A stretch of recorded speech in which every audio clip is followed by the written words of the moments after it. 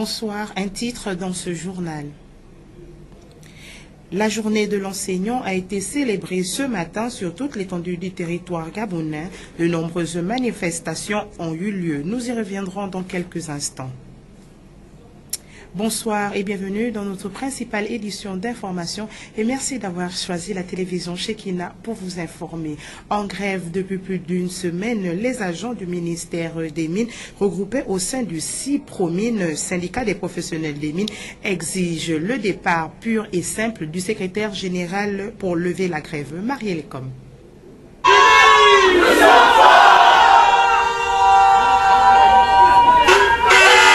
Le ton est visiblement monté au ministère des Mines depuis le lancement d'une grève illimitée en début de semaine dernière. Réunis en assemblée générale hier, les grévistes ont décidé de passer à la vitesse supérieure pour attirer l'attention des plus hautes autorités. Sur la banderole brandie, on pouvait lire comme inscription la démission exigée du secrétaire général, la prestation de serment pour les agents de contrôle, parce que constatant trop de déviations dans l'activité minière. Monsieur le secrétaire général, en sa personne, est ici depuis 1 an et demi, depuis que le ministre Magnagna a été nommé. Il était son directeur de cabinet. Et pendant le dernier remaniement des secrétaires généraux, monsieur le directeur, l'ancien directeur de cabinet est devenu secrétaire général du ministère des Mines. Donc il est secrétaire général du ministère des Mines depuis bientôt 4 mois. Nos revendications tiennent d'abord sur l'aspect professionnel. Nous contrôlons exactement les attributs des sociétés minières et des carrières qui sont dans nos forêts. Ils ont des droits et des obligations. Malheureusement, ils ne sont pas contrôlés. L'administration ne fait pas son travail. Une fois le permis minier octroyé, un permis d'exploration, donc la recherche, il faut qu'un agent du ministère des Mines suive avec l'opérateur dans la forêt comment est-ce qu'il fait sa recherche. Mais nous avons constaté que une fois le permis de recherche ou la vulgaire autorisation de prospection prise au ministère des Mines, l'opérateur s'en va dans la forêt, il fait de l'exploitation. Avec preuve à l'appui, nous revenons vers la hiérarchie pour dire qu'il y a un problème. La prospection et la recherche, zéro fiscalité. De tout ce tort qui est extrait, personne ne sait et on ne peut pas la maîtriser, cette activité. La seule maîtrise, c'est qu'on soit avec eux en compagnonnage dans nos forêts. Après plusieurs tentatives de négociation sans succès, un enlisement de la situation est probable, sauf si la voie du dialogue est utilisée.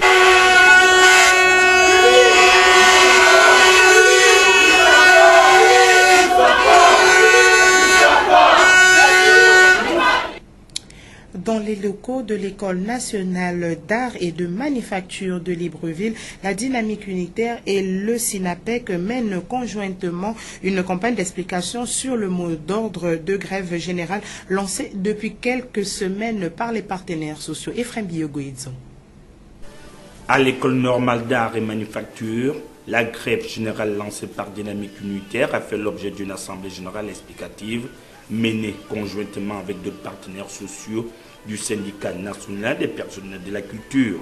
La réforme initiée tout dernièrement par le gouvernement fait l'objet de nombreuses querelles entre les partenaires sociaux d'une part et du gouvernement d'autre part sur le paiement des salaires des fonctionnaires au 30e, l'avancement exclusif au mérite des agents publics de l'État, la suppression du paiement des services rendus et la non-législation des éléments des rémunérations par le Parlement. Ici à l'ENAM, et je suis satisfait, le message est passé parce que le gouvernement communique sur certains éléments et il omet d'en parler ou du moins de mettre en avant d'autres éléments. Par exemple, lorsqu'il parle de l'évaluation de la compétence, c'est vrai, l'article 76 et 77 de la loi 1/2005 est clair. Il faut évaluer les agents, mais avec un objectif précis. L'évaluation n'a pas pour objectif l'avancement de l'agent. Parce que dans la même loi, l'article 127 dit bien que l'agent avance par l'ancienneté. Donc nous combattons l'exclusivité du mérite comme moyen unique pour dérouler la carrière d'un agent. Que ce soit un moyen peut-être plus rapide, oui, mais ça ne peut pas être le seul moyen pour dérouler la carrière d'un agent, ce n'est pas possible. Donc c'est ce message que nous voulons faire passer. Occasion a été donnée au bureau du SINAPEC d'officialiser l'existence de la section SINAPEC ENAM. Le dit bureau va désormais s'occuper des difficultés qui concernent cette école. Le Gabon, comme d'autres nations, a célébré la Journée mondiale de l'eau avec pour thème l'eau et la nature.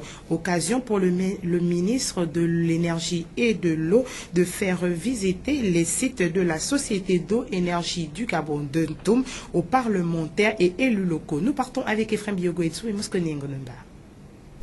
À l'instar de la communauté internationale, le Gabon commémore la Journée mondiale de l'eau, fait inhabituel. Les élus locaux et ceux de la première chambre du Parlement ont effectué une descente sur le terrain à la demande expressément du ministère de l'Énergie afin de s'imprégner des mécanismes d'adduction d'eau potable partant de la source jusqu'aux stations de pompage et de traitement des eaux dans les villes au regard de leur contact permanent avec la société. Ces invités d'un tout autre genre auront bien évidemment de la matière pour mieux sensibiliser les populations sur les questions se rapportant à cette ressource. Au village Akok situé dans le département du Komo-Monda et à 20 km de son chef-lieu, la SEG y a installé des équipements sur la rivière Mbé permettant la récolte journalière de 72 000 m3 d'eau brute. Celle-ci est acheminée dans des DN 400 mm immédiatement à la station de traitement où celle-ci va subir une transformation. Idem pour l'autre usine située plus au sud de Ntoum, sur l'ancien site qui servait de carrière à l'usine de Simgabon. Et là, nous sommes devant des bassins. Il y a un bassin de décantation qui est censé retenir 80% ou plus des matières indésirables qui sont dans l'eau, tout ce qui rend l'eau, on va dire, trouble ou sombre. Pour sortir de cette étape, l'eau est déjà assez claire, mais elle n'est pas tout à fait clarifiée. Il faut encore une étape de filtration. L'étape de filtration consiste à faire passer de l'eau dans un bassin rempli de sable. Ça ressemble un peu à vos filtres domestiques que vous avez à la maison, mais en grandeur industrielle. Après cette étape de filtration, l'eau est complètement claire, mais elle n'est toujours pas potable. Il faut la désinfecter. On peut la désinfecter avec du chlore gazeux ou de l'hypochlorite de calcium. Ici, à l'usine de Ntoum, nous utilisons de l'hypochlorite de calcium. Nous préparons et que nous injections. Il y a également une étape de neutralisation de l'eau pour lui donner ce goût agréable. Ce sont ces deux étapes qui viennent après l'étape de clarification. Clarification, neutralisation, désinfection et après l'eau est potable. Elle peut donc être distribuée. Il faut signaler que lors de toutes ces étapes, il y a des analyses qui sont faites pour savoir les caractéristiques de la ressource, pour savoir comment la traiter. Nous analysons la ressource, nous faisons des essais en laboratoire. Et une fois les laboratoires nous donnent les taux de traitement, comme ça qu'on appelle, à appliquer, nous appliquons sur les installations pour pouvoir avoir un traitement adapté à la qualité de l'eau qui est dans la rivière, puisque la qualité peut varier. Les élus locaux présents lors de cette visite n'ont pas manqué d'énumérer certaines doléances avant de reconnaître les efforts de Dame SEG. Nous sommes retrouvés sur les sites de Ntoum 2, 3, 4, 5 et 6 pour bien évidemment voir déjà dans quel cadre le personnel ou l'ensemble des personnels travaillent, quelles sont les actions qui sont menées pour emmener de l'eau jusqu'au dernier client, quelles sont les exigences quant à la transformation de cette eau d'abord naturelle, si je puisse me le permettre, et ensuite transformée en eau potable. Nous avons constaté qu'effectivement, des efforts sont déployés par la société, mais nous les invitons tout de même à un peu plus de vigilance, à un peu plus d'action pour la satisfaction de ces populations et aussi à mettre en place ou à revigorer les structures de veille parce qu'il y a des fuites d'eau qui sévissent ici et là dans les quartiers. Il y a des zones où il manque d'eau pendant plusieurs mois. Il est bon que ces zones puissent être alimentées en eau. Pour y arriver, Dame SEG a le devoir de réhabiliter ses infrastructures en construisant les nouvelles usines. Ceci pourra permettre, à juste titre, à chacun des foyers de pouvoir bénéficier du précieux liquide. Ne dit-on pas que l'eau est source de vie?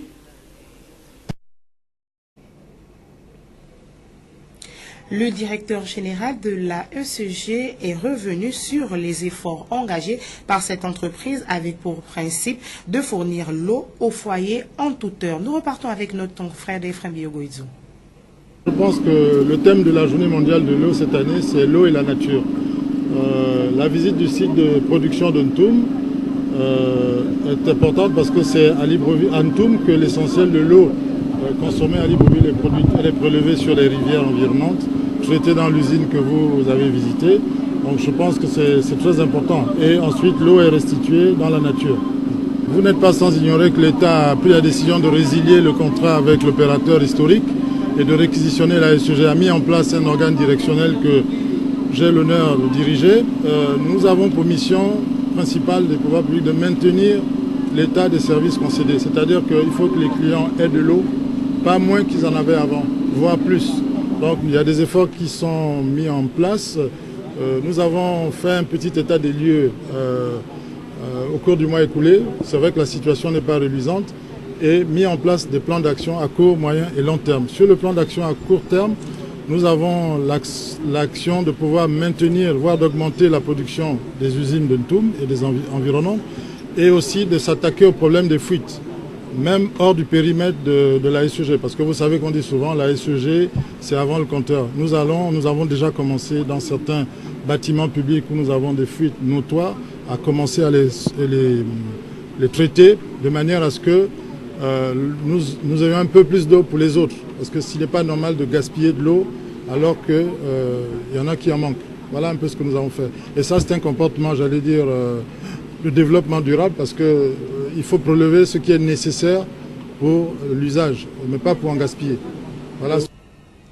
Comme je le disais en titre, le Gabon, à l'instar des pays internationaux, a célébré la journée de l'enseignant. En marge de celle-ci, le Sénat a tenu à marquer le coup par une conférence débat sur le thème « Enseigner en liberté et automiser l'enseignant » compte rendu. Le thème qui a été choisi cette année par l'UNESCO a été pour les enseignants un apport dans la manière de se comporter et d'agir au quotidien. Qu'un enseignant fasse bien son travail. C'est un travail. Il faut qu'il ait la formation, les conditions pour pouvoir faire ce travail. J'ai pris comme exemple l'enseignant comme un jardinier. Un jardinier a besoin d'une terre, il a besoin de la semence, il a besoin de l'eau pour arroser, et il a besoin des yeux pour voir. Mais ce sont les propriétaires du jardin qui doivent mettre entre ses mains les moyens pour faire son métier. C'est ça. Mon problème sur le système éducatif au Gabon, c'est que nous n'avons pas encore défini le citoyen que nous voulons. Vous savez, en Europe, ils ont défini leur type de citoyen au XVIe siècle, vous disiez, l'honnête homme. Et c'est ce concept-là qu'ils véhiculent à travers les siècles. Et chaque fois, ils l'adaptent à un contexte particulier. Mais nous, on ne trouve nulle part où on dit le citoyen gabonais doit être ceci. On n'a pas de référence pour un système éducatif. Un système éducatif pour quelqu'un de bien précis, comme dans d'autres pays. Mais au Gabon, j'ai à peu près lu tout ce qui a été dit là-dessus au Gabon. Je n'ai pas encore trouvé l'honnête, le citoyen gabonais. Voici le type du citoyen gabonais. Je l'ai lu nulle part. Pour sa part, le conférencier invité pour la circonstance a tenu à redéfinir le rôle d'un bon enseignant et les rouages pour qu'il le soit. Le thème retenu cette année, c'est enseigner en liberté et autonomiser l'enseignant. C'est un thème retenu par l'UNESCO et l'International d'éducation, notre fédération mondiale. C'est ce thème-là que nous avons voulu effectivement débattre aujourd'hui et nous avons invité M. Mbabosol en tant qu'enseignant de formation de venir nous effectivement dire un mot sur ce thème-là. Vous avez entendu, vous avez été là le thème a été enrichissant parce que nous avons vu qu'il y a dans notre pays deux camps. Le camp de ceux qui prônent l'éducation pour tous et le camp de ceux qui ne veulent pas que tout le monde apprenne. D'où la marchandisation de l'école. Et nous avons effectivement appris que les grèves ne peuvent pas être... les grèves perpétuelles sont des alliés objectifs de ceux qui veulent que tout le monde n'apprenne pas. Donc, et nous avons pris conscience de cela, que lorsqu'on rentre régulièrement en grève, ça veut dire qu'on est partisan de ceux qui prônent effectivement que tout le monde ne doit pas savoir, tout le monde ne doit pas apprendre. Et nous avons pris conscience. Et nous avons également appris que l'enseignant, cet homme, c'est un jardinier qui a besoin de la terre, qui a besoin des semences, qui a besoin de la bêche, qui a besoin de l'arrosoir, de l'eau, pour voir effectivement que sa semence germe et se développe. Et qui doit lui donner tous ces éléments-là, c'est le propriétaire du champ, quel État. Donc je pense que nous allons continuer dans notre rôle de demander les bonnes conditions de travail, mais avec la méthode, avec la manière, avec des stratégies. Donc aujourd'hui, nous avons voulu mettre l'enseignant au centre de sa responsabilité pour voir où devons-nous aller, que nous devons faire pour que l'école gabonaise ne meure pas comme elle est en train de mourir aujourd'hui. Les participants très satisfaits de cette conférence ont promis de repartir dans leurs différents lieux d'enseignement pour pratiquer cette nouvelle forme d'apprentissage entre eux et les élèves. Ce journal où le porte-parole de la République de la présidence ce matin devant la presse. Il s'est agi au cours de cette rencontre avec les médias d'aborder l'agenda du chef de l'exécutif gabonais marqué ces derniers jours par de nombreuses représentations au nom du Gabon lors des sommets africains et internationaux. Ike Ngoumi Oyumi au micro d'Arnova Bekung. Pour ce qui a trait à l'intégration de l'Afrique, le chef de l'État a signé l'accord marquant le lancement officiel de la zone de libre-échange continentale africaine. Au cours du sommet extraordinaire des chefs d'État et de gouvernement de l'Union africaine qui s'est tenu à Kigali le 21 mars dernier. Cette décision de son Excellence Ali Bongo Ondimba est motivée par la conviction que l'intégration économique africaine demeure la seule option pour l'émergence économique de l'Afrique. En ce qui concerne la diplomatie environnementale du Gabon, si chère au chef de l'État, le Gabon a pris une part active à la conférence internationale sur le lac Tchad, à Abuja, au Nigeria. Une rencontre importante qui avait pour objectif la mise en place d'un plan d'action afin de sauver ce bassin de la disparition. Il est utile de rappeler ici qu'en 50 ans, le lac Tchad a perdu 90% de sa surface d'eau. Cette situation est d'autant plus alarmante et préoccupante qu'elle entraîne la migration de plus de 2 millions de personnes qui vivent aujourd'hui sous la menace de la famine et de la sécheresse. Des phénomènes qui ne sauraient être sans conséquences pour les autres pays de la région, dont le Gabon, qui sont bien évidemment de nouvelles sources d'instabilité. De développement durable et de protection de l'environnement, il a été beaucoup question à New Delhi, en Inde, à l'occasion du sommet sur l'Alliance solaire internationale. Le président de la République, également porte-parole de l'Afrique en sa qualité de président du comité des chefs d'État et de gouvernement africains sur le changement climatique, le CAOSC, en a été l'un des hôtes de marque. Il a ainsi pu adresser un message fort aux nombreux participants, aux nombreux chefs d'État et de gouvernement, ainsi qu'aux acteurs du secteur privé de la société civile. Pour Ali Bongo, le choix des énergies propres et renouvelables et accessibles à la population, donc des énergies qui offrent un coût raisonnable, s'impose pour garantir un avenir meilleur à notre planète et à ses habitants. Ce choix est aussi une question de responsabilité, au vu des engagements pris en matière de réduction des émissions de gaz à effet de serre lors de la COP21. Sur ce plan, l'Afrique, en raison de son potentiel élevé en matière d'ensoleillement, a un rôle majeur à jouer. Quant au Gabon, comme vous le savez, notre pays est engagé dans une phase transitoire. Le mix énergétique vers lequel nous tendons actuellement accorde une place de choix aux énergies propres et renouvelables. Dans le canton B, nous sommes là dans la ville de Modouno, plus précisément dans la province de Wolentem. Les élections législatives à venir font bousculer les différents états-majors de campagne. Michel Edou et Sono en profitent pour lancer cet appel. Nous sommes au micro de Ephraim Biogoidzo et Moscone Ngonemba. Sur le candidat de l'interopposition, et je demande à toutes Modounoises et Modounois de voter le choix de leur candidat et de mettre en évidence tout ce qu'ils puissent y arriver. Nous sommes tous fils de Modouno. Je tends la pêche à ceux qui veulent être de mon côté et je demande à tous qui sont autour de moi et qui sont des candidats qu'on puisse se voir en un seul homme, en un seul fils pour que l'élection législative 2018 soit à Modouno une réussite pour tous. Tout à fait, j'ai un cadre approprié. J'ai le Haut-Komo qui est situé pratiquement à Estefo d'Nkembo. Et c'est un cadre où j'ai demandé à tous ceux qui veulent me joindre, me voir, me trouver sur place et j'y suis. Je suis le candidat Edou Esson Michel, le candidat de l'interposition. Des rebelles et des civils ont commencé à quitter le Gaouta oriental, une première pour le dernier bastion insurgé aux portes de la capitale syrienne, cible offensive, meurtrière et dévastatrice au régime de Bachar al-Assad. Presse internationale.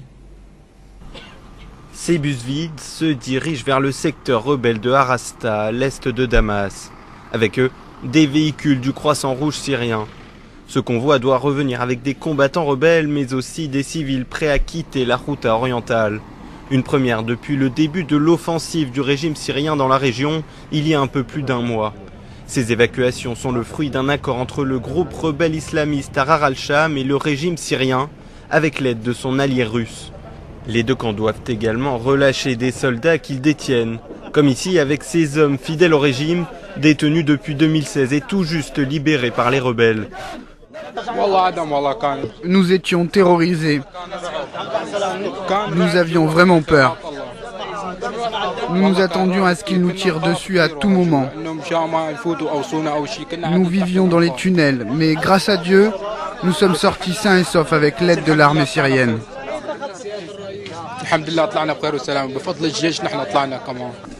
Pour le pouvoir, c'est un nouveau pas vers la reconquête totale de la région. En quelques semaines, le régime a repris la Ghouta orientale au prix de bombardements et de combats ayant tué plus de 1500 personnes selon l'Observatoire syrien des droits de l'homme.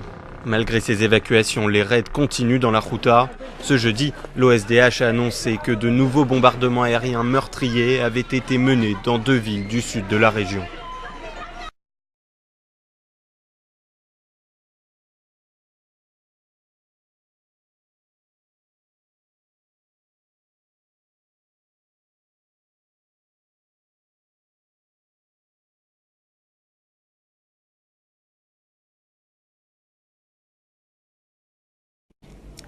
Nous parlons sport dans ce journal où les Panthères du Gabon, privés de certains de ses ténors comme Pierre-Emerick Aubameyang, Bouanga, Didier Ibrahim, Ndon et Bruno Ekwelemanga, se sont fait éliminer au tir au but par la Thaïlande, 4-2. Les Gabonais recouvrant les Émirats Arabes Unis en match de classement ce samedi à 10h30 heure locale. C'est au cours de la présentation de son programme de société que le candidat sortant de la FEGAFOOT, Pierre-Alain Mungengui, est monté au créneau en dénonçant, après plusieurs années, je y arrive, le silence sans poursuivant de Bosco Alabafal, d'ingérence au sein de l'équipe nationale, mais aussi d'avoir incité au club de ne pas participer à la Coupe du Gabon. Moscone Ngonema et Bertrand Koumileka. L'attente n'a été que de courte durée avant que le président sortant de la FEGAFOOT, Pierre-Alain Mungengui, ne dénonce ceux qui, de près ou de loin, se sont ingérés au sein de l'équipe nationale des Panthères. Lors de la présentation de son programme de société, un nom est le déclencheur de cette opération, celui de Bosco Alabafal. Je vais vous prendre 2 simples exemples de gens qui interviennent. 2 exemples. Je convoque les joueurs, j'envoie des billets, les joueurs arrivent à Libreville, un lundi, pour un regroupement qui démarre le lendemain. Les joueurs s'entraînent à l'INGS, sont logés, à l'hôtel. Mardi s'entraîne, mercredi s'entraîne, le jeudi également, le coach m'appelle. Il me fait appel pour me dire, Monsieur le Président, est-ce que vous pouvez venir? J'arrive. Il me fait constater l'absence de Ibrahim Ndong. Ok? Il me fait constater l'absence de Ibrahim Ndong. Si Ibrahim Ndong part de Sunderland, de l'Angleterre au Gabon, arrive au Gabon lundi, et jusqu'à jeudi, il n'est pas une équipe nationale, du côté de son club, ce joueur est à la disposition de la Fédération gabonaise de football qui a sollicité sa présence, sa convocation, qui a envoyé une convocation pour qu'il vienne en équipe nationale. Ce joueur est sous la responsabilité de la Fédération gabonaise de football. J'ai donné des instructions au secrétaire général pour lui demander d'informer Sunderland en lui disant « Nous vous renvoyons le joueur, M. Ibrahim Ndong ». Et j'ai demandé donc à l'intendant de l'équipe nationale de modifier son billet. Je suis au siège de la Fédération gabonaise de football. Je vais dans le bureau du secrétaire général et je lui donne cette instruction. Quand je reviens dans mon bureau, M. Alabafal m'appelle pour me dire « Président, pourquoi vous voulez renvoyer Ibrahim Ndong ?» Je dis « Parce qu'il n'est pas en regroupement. » La veille du match contre le Cameroun, et je le dis à haute voix, à 21h, le directeur technique national m'appelle pour me dire, Monsieur le Président, j'ai ici M. Alabafal qui me dit qu'il faut que je descende les joueurs de l'hôtel, de leur chambre, que je les amène dans une salle, la salle de réunion, parce que je veux parler aux joueurs. Le directeur technique dit, mais vous ne pouvez pas parler aux joueurs si vous n'avez pas l'autorisation du président. Il dit non, c'est une situation qui me préoccupe. Il faut que je parle aux joueurs. Il lui est également reproché à l'ancien président de l'association des présidents de clubs de première et deuxième division d'avoir formellement empêché à certains clubs de participer à la Coupe du Gabon. Lorsque la Coupe du Gabon a évolué jusqu'à une phase où les équipes de première division devaient intégrer la compétition, c'est en ce moment que le président de l'association de clubs de première et de deuxième division convoque une réunion. Je le dis à haute voix, convoque une réunion pour dire on ne joue pas la Coupe du Gabon si il n'y a pas de l'argent. Le championnat national n'a pas été financé. Le président de l'association de clubs de première division a invité les clubs à jouer le championnat jusqu'à la fin sans financement. Mais leur a intimé l'ordre de ne pas jouer la Coupe du Gabon sans financement, parce que c'est organisé par la fédération et vous comprenez la suite, et aujourd'hui il est candidat. À bien des égards, le métier de critique est aisé. De telles allégations qui n'ont plus son sens, aucune déclaration au moment des faits n'avait été annoncée pour mettre fin à cette ingérence qui n'a que trop duré. Il était également souhaitable que Pierre-Alain Mungengui cite les véritables imposteurs et décideurs de cette équipe nationale, ces hommes pourtant influents dont il a préféré taire les noms, et ces noms il les connaît bien. Discréditer son concurrent direct de la course à la Fédération gabonaise de football en le mettant hors d'état de nuire pour ainsi tirer son épingle du jeu.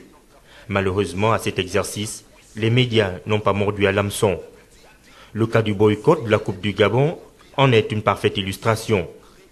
En nous attardant sur ces questions, beaucoup reste à dire, mais tout compte fait, le candidat Bosco Alabafal devrait certainement réagir à ces attaques pour établir la vérité, celle-là même que recherchent les férus du ballon rond. La 48e cuvée de l'INGS a reçu ses parchemins de fin d'études en milieu de semaine. Ils sont 131 récipiendaires à avoir reçu ces attestations des maîtres du ministre de la Jeunesse et des Sports. Ephraim Biogoedzo et Mouskouni Ngonemba. La 40e cuvée de l'INGS, baptisée Promotion Pierre-Alain Mungengui, a reçu tout dernièrement ses parchemins au terme d'une formation qui a duré plus de 2 ans.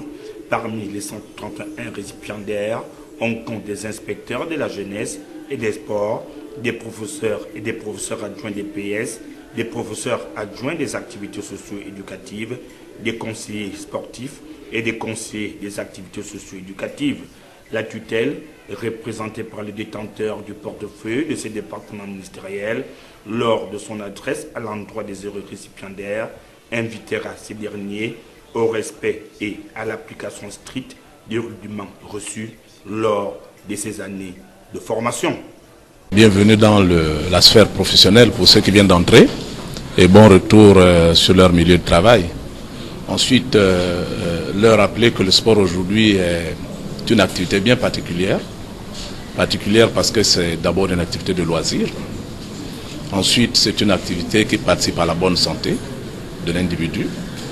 Et enfin, parce que le sport aujourd'hui est une véritable industrie.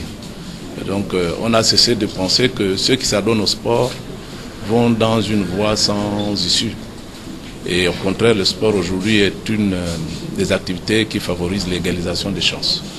Donc, je leur ai demandé de se considérer d'abord comme des formateurs, comme des soignants et comme des pourvoyeurs d'emploi. Parce que c'est à travers le sport aussi qu'on peut réaliser beaucoup de choses. Des années de formation couronnées par un succès, les récipiendaires vont devoir faire leurs preuves sur le terrain. J'éprouve vraiment une grande joie pour avoir effectivement été premier de ma promotion de ma filière. C'est vrai qu'on est resté pendant la théorie, mais un peu de pratique parce qu'on a fait des stages. Mais c'est maintenant que ça commence maintenant parce que c'est vrai que le diplôme, comme l'a dit, ce n'est qu'une présomption de connaissance, ce n'est pas tout. Mais comme on dit, nous serons jugés au pied de mur. Et d'ici là, nous allons évidemment retrouver nos administrations respectives. Nous partons de là avec un sentiment de satisfaction. Après 2 années de dure largeur et de sacrifice, nous pouvons dire que nous sommes prêts pour apporter une expertise à notre pays. Pour ma filière, ce qui est de ma filière, dans tout ce qui est activité socio-éducative, tout ce qui est récréologie, tout ce qui est loisirs. Notre pays souffre énormément de ce secteur où la jeunesse est délaissée par le manque justement de ces activités de jeunesse. Ce que nous voulons au sortir d'ici, nous pensons être prêts pour revoir ou mettre encore pratiquer la politique des loisirs au Gabon. L'Institut national de la jeunesse et des sports, INJS, travaille en étroite collaboration avec des universités de Lyon 1 et de la ville d'Evry. Située dans la zone industrielle d'Olomé, la salle boxing Joe Unsong Okume ouvre ses portes à toutes les personnes souhaitant s'initier dans la pratique de certains sports. Nous partons avec Ulrich Meela et Mouskouni Ngonba. La salle boxing Johnson Okume, située dans la zone industrielle de Lumi, offre à tous les sportifs une occasion de s'initier ou de s'entraîner dans certains arts martiaux, soit pour la mise en forme du corps, soit pour faire carrière dans ces disciplines sportives offertes. Comme vous pouvez le constater, nous proposons plusieurs disciplines, à savoir la boxe anglaise, le kickboxing, le taekwondo, le MMA et sport détente. Donc c'est axé pour le loisir, les compétiteurs, et aussi pour la formation. Avec ses encadreurs qualifiés, cet édifice attire déjà un bon nombre de compatriotes avec des objectifs bien précis. Les avantages du club Johnson sont d'une part, la structure est dotée d'un matériel digne des normes internationales. Le club bénéficie de l'encadrement de 3 entraîneurs dignes d'une réputation nationale. Et les objectifs du club sont, du moins pour ma part, d'une vision olympique, selon les mots du président fondateur de la structure. Outillée de matériel de dernière génération, la salle Johnson Okume espère voir sortir de son centre des élites du sport. Je pense que les compétiteurs et les licenciés sont satisfaits de Johnson Okume au point de par rapport aux installations. Les installations sportives, parce que nous bénéficions d'un cadre exceptionnel. Nous avons des rings, nous avons tout le matériel adéquat pour pouvoir être de grands champions. Donc pour pouvoir former de grands champions, c'est surtout ça.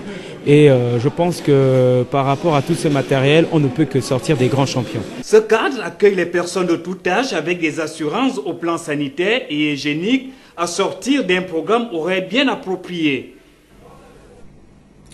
Quel est le plus long fleuve du Gabon? Vous l'avez bien compris, nous sommes dans notre rubrique Expression libre. Allons-y en savoir un peu plus. Le plus grand fleuve du Gabon, selon vous, c'est quoi? Le plus grand fleuve du Gabon? Je sais pas. Quel est le plus grand fleuve du Gabon, selon vous? Quel est le plus grand fleuve du Gabon? Le plus grand fleuve du Gabon, c'est le Boué. Il prend sa source dans le plateau Batéké au nord de Brazzaville. Il passe par la Stourville, Bouindolé, Lambaréné et se jette dans l'océan Atlantique par un vaste de l'état de 180 km de large. Quel est le plus grand fleuve du Gabon? Le plus grand fleuve du Gabon, selon moi, c'est le Boué.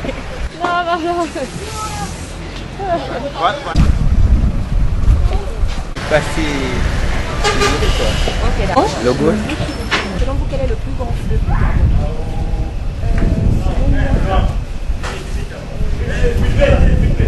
du Gabon? Le Boué. Je pense que le plus grand fleuve du Gabon, c'est le Boué, sauf si je me trompe. Le plus grand fleuve du Gabon est le Boué.